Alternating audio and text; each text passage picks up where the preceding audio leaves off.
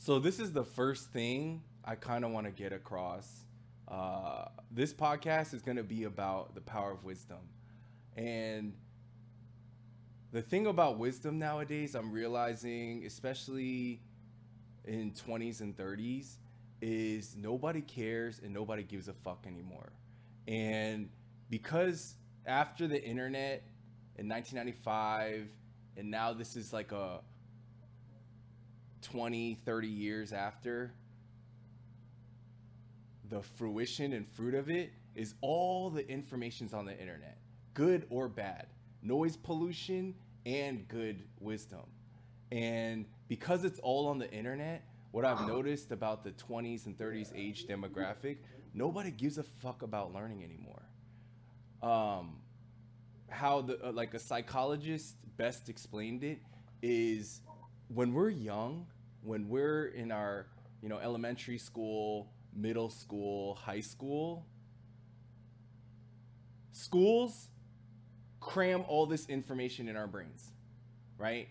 And once they cram, take a test, vomit and dump. And then next test, cram, and then vomit and dump everything that you learned. And this goes all the way to college. So they do it for around 20 years of just cram all this knowledge about history, chemistry, all this shit you don't care about, and then dump everything. And they said you only learn like 5% of all the shit that you were kind of taught because it goes so fast. But the crazy thing, what this psychologist learned is right after you graduate college, most people are like, fuck, I never want to learn again. I'm free from learning. So I never want to learn again. I'm done learning. And so, how most people treat learning and wisdom is like they treat it like a jackhammer in their car, right? A spare tire. And so, when they need to learn about losing weight or how to find a date in life or how to build something or get a mortgage, what they'll do is they'll study online, like YouTube, whatever programs there are, study online, and then once they reach that goal, done with learning. Put that back in the trunk. The jackhammer in the trunk, the learning in the trunk. Never learn again. I'm done with learning after they get their goal, whatever it may be. And so that's majority of ages 30 and down. I'm not saying all, it's a huge majority. And so that's what I've learned is a lot of people don't give a fuck about learning. And even when I talk about deep topics or heavy deep shit, a lot of people say these two things. Number one, they'll be like, "Hey Trunks, are you high? Are you high, bro? Cuz you seem high." Or some people will be like, "Man, I don't want to hear none of that deep shit." And so I've seen this very commonly. We're in a time period, age time period, where most people are not like you guys, trying to read books, better yourselves, and things of that nature. Most people, they can give a fuck about learning and they could do without learning, especially after school. It was mainly just used for school, and that's it. What are your thoughts and opinions?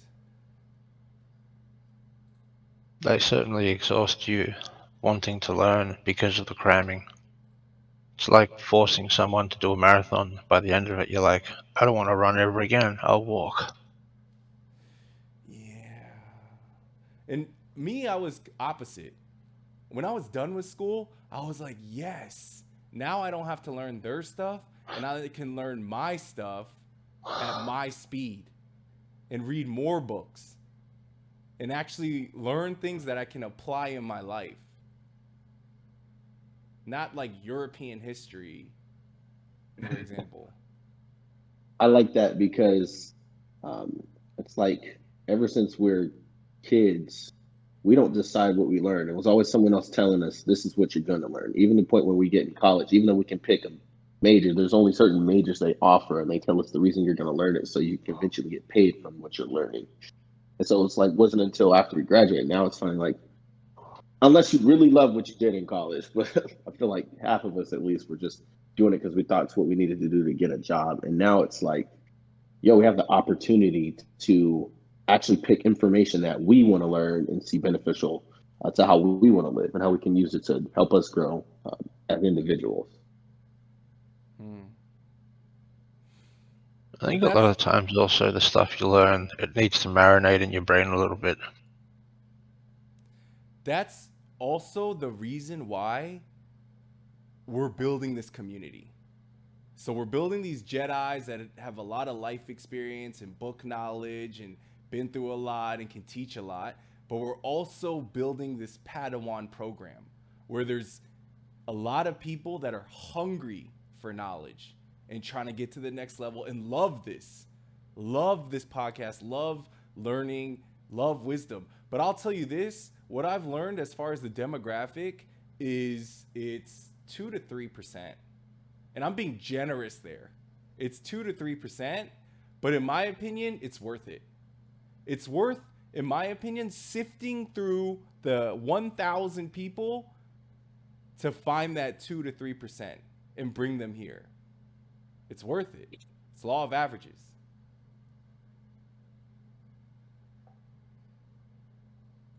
All right, so here's the first thing. A lot of these things I'm going to say, a lot of it comes from the Bible, but I'm not trying to preach religion. I'm just trying to use it as kind of like a non biased textbook about wisdom. What the Bible teaches about wisdom. So it's not going to be like a religious thing, it's the Bible's perspective on wisdom. And so a lot of this is in Proverbs. So if you I have a guys know, go ahead. I have a thought on this. Once you make your point, let me know. I want to actually. I've actually been thinking about something around this line. So do your Yes, thing, sir. man. Yes, sir. So, just to give you a little context behind the Bible, a lot of this comes from Proverbs. And according to the story of the Bible, Proverbs was written by King Solomon.